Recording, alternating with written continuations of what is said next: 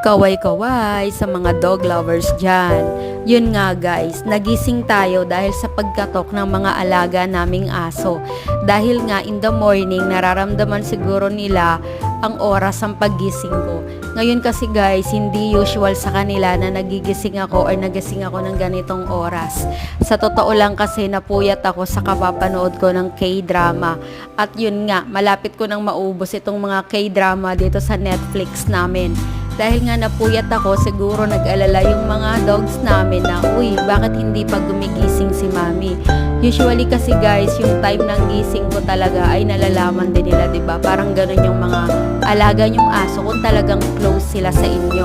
At yun nga, kinakatok-katok na nila itong pinto namin at minsan naman ay sumisilip-silip sila or parang tinatap nila yung bintana para magising na ako.